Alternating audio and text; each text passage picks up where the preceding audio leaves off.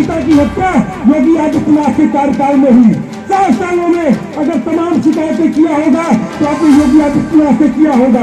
भाई देवेश, अगर सुरक्षा के नाम पर संगठन की पार्टी और भाजपा के नेता आपको अपने घर में शरण लिए हैं तो योगी आदित्यनाथ जी ये आपके लॉ एंड ऑर्डर का फॉलोअर है।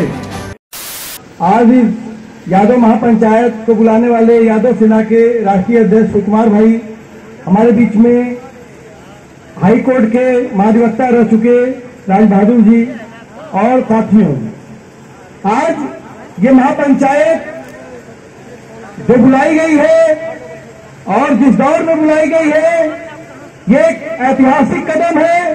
इस ऐतिहासिक कदम का हमको स्वागत करना चाहिए, क्योंकि लगातार जो उत्तर प्रदेश में इनकाउंटर की राजनीति है, फोड़ों की राजनीति है, बुलडोज करने की राजनीति है, उस राजनीति के खिलाफ प्रेमचंद यादव की हत्या के बाद जिस तरीके से उत्तर प्रदेश में इंसाफ का सवाल उठा है, उभरा है, इस 7 सालों में योगी आदित्यनाथ की सरकार में ये इतनी प्रमुखता से कभी नहीं उभरा।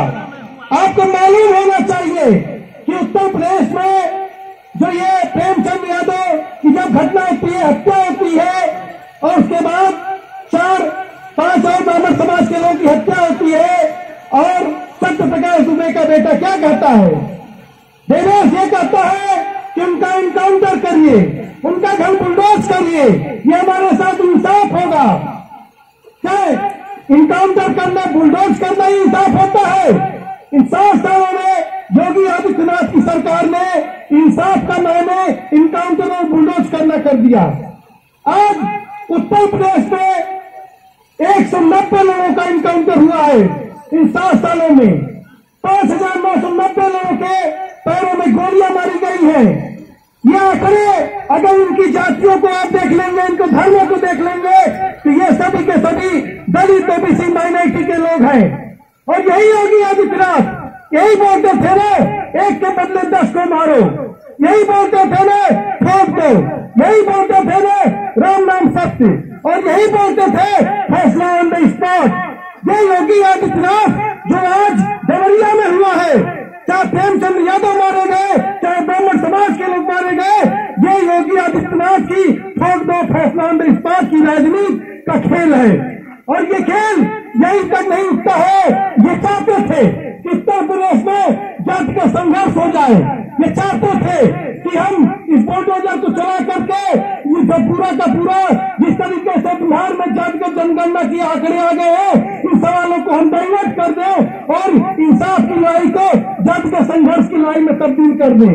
लेकिन ये आप सभी लोगों के तमाम जो संगठन यहाँ पर लिखे हैं, यादव सेना के आह्वान पर जो आज यहाँ पर आए हैं, शिव कुमार भाई के आह्वान पर यहाँ पर आए हैं, इन्होंने अपनी ताकत से योगी आदित्यनाथ की सरकार को झुकाने का काम किया। आज सिर्फ और सिर्फ हम प्रेमचंद यादव की इंसाफ की लड़ाई नहीं लड़ रहे हैं। हम हाथरस में जो हमारी बहन के साथ बलात्कार हुआ, हम पूछना चाहते हैं आखिर में आपका बुलडोजर वहाँ पर कहाँ रह गया? बगल में सेंगर जो बलात्कारी है, चिन्मयानंद जो बलात्कारी है, वहाँ पर आपका बुलडोजर कहाँ रुक गया? जब हमारे क्या आजमगढ़ में हरियाणा में मोरे दंपत्ति कांड होता है और जिस समय हम लोग यहाँ पर बैठे हैं, बात कर रहे हैं, और इसी दौर में जो छोटी छोटी बच्चियां थी और वो लोग आजमगढ़ कलेक्ट्रेट पर इंसाफ की मांग लगातार करते रहे, लेकिन उनकी इंसाफ की मांग नहीं मानी गई। और यही केशव प्रसाद मौर्य जाकर ओबीसी के नाम पर कहे कि हम आपको जो है आर्थिक मदद देते हैं, वो भी आर्थिक मदद झूठी निकली। साथियों, आज जो ये सवाल है कि गुरु गोविंद सिंह का कहना था कि 1.25 लाख से 1 लाऊं, चिड़ियों से बात कराऊं, तब गुरु गोविंद नाम कहूं। आज ये जो सब महापंचायत है, ये महापंचायत ने इस बात का ऐलान कर दिया है कि उत्तर प्रदेश में अगर इनकाउंटर के नाम पर दलित ओबीसी अल्पसंख्यकों को आप उसके ऊपर हमला करेंगे, अगर आप बुलडोजर के नाम पर बुलडोजर राजनीति करेंगे, तो हम इस बुलडोजर का काम करने के लिए संगठित हो गए हैं। साथियों, ये जो बुलडोजर की राजनीति है, ये बुलडोजर की राजनीति दरअसल विध्वंस की राजनीति है।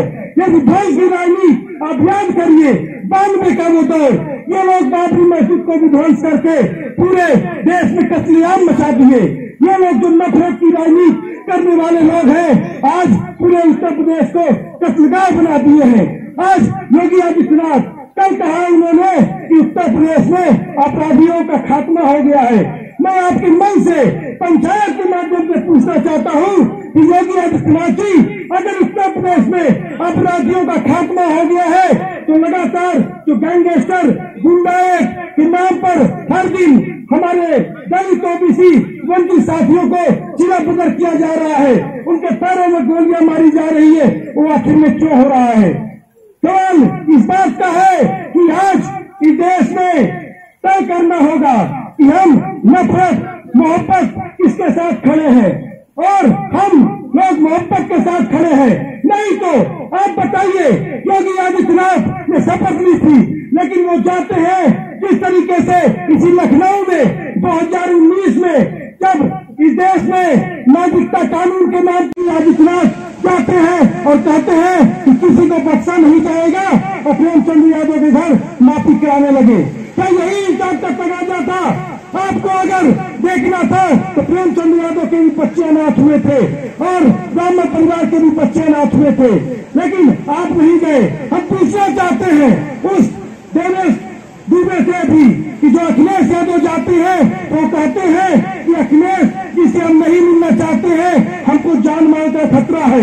भाई देवेश, ये बताइए, आपके पिता की हत्या क्या अखिलेश यादव के कार्यकाल में हुई? आपके पिता की हत्या योगी आदित्यनाथ के कार्यकाल में हुई। 7 सालों में अगर तमाम शिकायतें किया होगा तो आपने योगी आदित्यनाथ से किया होगा, लेकिन आपको एक समाज का कोई नेता जाता है तो उसको नीचा दिखाने का प्रयास कर रहे थे। और दूसरी तरफ हम पूछना चाहते हैं, भाई देवेश, अगर सुरक्षा के नाम पर संगठन त्रिपाठी और भाजपा के नेता आपको अपने घर में शरण लिए हैं तो योगी आदित्यनाथ जी, ये आपके लॉ एंड ऑर्डर का फॉलोअर है। अगर प्रेमचंद यादव के परिवार को आपने बंधक बना लिया और वहां पर बंदूक के बल पर उनकी आवाज को रोकने का काम किया, इस तरीके से कश्मीर में किया जा रहा था, लेकिन अगर आप क्या कह रहे हैं, अगर देश को सुरक्षा का खतरा है तो मतलब योगी आदित्यनाथ की गवर्नमेंट का लॉ एंड ऑर्डर पर सवाल उठता है। अगर अतीक अहमद और अशरफ पे जो उनके बच्चों को बाल संरक्षण गृह में रखा जाता है और देवेश पांडे को भाजपा के नेता को रखते हैं, हमको इस पार्टी को समझना चाहिए। और आज मैं यादव सेना को बधाई देता हूं कि जिस तरीके से दलित बहुजन और संसद जो यूनिटी की हम बात करते हैं, बहुजन एकता की बात करते हैं, जो दुख का रिश्ता होता है, आज इस महापंचायत ने एक दुख का रिश्ता बनाया है। और उत्तर प्रदेश में आगामी दौर में अगर ये हमारा आंदोलन, ये क्योंकि ये सिर्फ महापंचायत नहीं है, ये पंचायत एक आंदोलन का शक्ल बन जाएगी और आने वाले दिनों में योगी आदित्यनाथ ठोक दो बदले लेने राम नाम सत्य की ये पॉलिटिक्स खत्म होगी। हमारे बीच में खड़े हो गए हमारे अजय भाई, इसलिए मैं अपनी बात को समाप्त करता हूँ। इनकलाब जिंदाबाद।